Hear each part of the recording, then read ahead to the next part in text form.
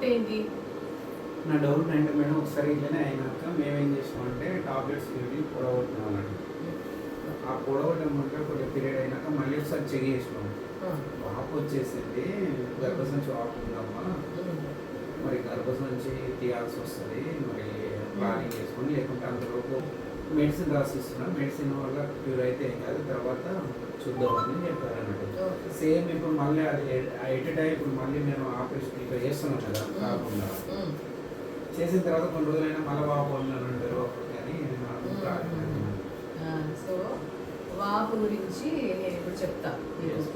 వాపు అనేది చాలా మంది అడుగుతారు. నేను చెప్పేది ఏంటంటే పెళ్ళి కాకముందు గర్భసంచి ఎంత ఉంటుందో, పెళ్ళి అయిన తర్వాత పిల్లలు పుట్టిన తర్వాత గర్భసంచి అంతే ఉండదు, కొంచెం వాస్తుంది. అది నార్మల్ అనమాట. ప్రతి ఒక్కళ్ళకి, ప్రతి మహిళకి అది వాపు ఉంటుంది. అప్పుడు ఏంటంటే వాపు ఎప్పుడు మనకి ఆపరేషన్ అవసరము అంటే ఆ వాపుతో పాటు ఆమెకి కడుపు నొప్పి ఉండని, లేకపోతే రక్తస్రావం ఎక్కువ అవ్వడం, అప్పుడు గర్భసంచి చీమ వచ్చిందా, లేకపోతే వాపుతోనే మన గడ్డలైనాయా, కంకులైనాయా అనేది చూసి అప్పుడు మేము అడ్వైజ్ చేస్తాం. కాబట్టి ఓన్లీ వాపు ఉంటే ఆపరేషన్ అస్సలే అవసరం లేదు. బికాజ్ ప్రతి మహిళకి అలా ఉంటుంది. పిల్లలైన తర్వాత ప్రతి ఒక్కరికి నార్మల్ ఉండదు, వాపుతోనే ఉంటుంది.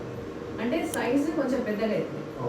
అట్లా సైజు పెద్దగా అయినందువల్ల ఏం ప్రాబ్లం లేదు. దాంతోపాటు నీకు అదర్ ప్రాబ్లమ్స్ ఉన్నప్పుడే దాని గురించి మనం ఆలోచించాలి.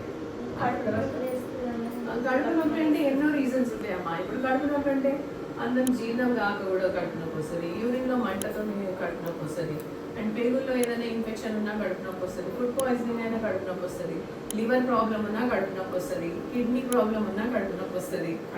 సో కడుపు నొప్పి అంటే గర్భసంచి ఒకటే కాదు. మా బాధ ఏంటంటే ఇప్పుడు ఫ్యామిలీ ఆపరేషన్ చేసుకున్న తర్వాత కూడా మళ్ళీ గర్భసంచికి ఏమైనా మళ్ళీ ఆపరేషన్ అని ఇప్పుడు గర్భసంచికి ఏదో ముందు ప్రాబ్లం వస్తుందని చెప్పి నువ్వు తీసేసుకుంటే మంచిదా? ఇప్పుడు ఏదో నీకు కిడ్నీ ఏదో ముందు భవిష్యత్తులో 10 ఏళ్ల తర్వాత దానికి ప్రాబ్లం వస్తుంది, కిడ్నీ తీసేస్తున్నావా? తీయట్లేదు కదా, మరి ఇదెందుకు తీయాలి? అర్థమైందా? అపెండిక్స్ కూడా ఇప్పుడు తీయట్లేదు మేము. ఏమైనా ప్రాబ్లం ఉంటేనే తప్ప తీయొద్దు. దేవుడిచ్చినవి అవయవాలన్నీ మన మంచి కోసమే. అవన్నీ అవసరం ఉంటేనే తీసుకోవాలి, లేకపోతే లేదు. ఏదో ముందు వస్తుంది కదా, ఇప్పుడు ఈ పనుల పని అయిపోతుంది అని తీసుకోవడం తప్పు. అర్థమైందా? కావాలంటే పిల్లలు కాకుండా చేసుకోండి, అంతే సరిపోతుంది. లాప్రోస్కోపీతోనే చేస్తా.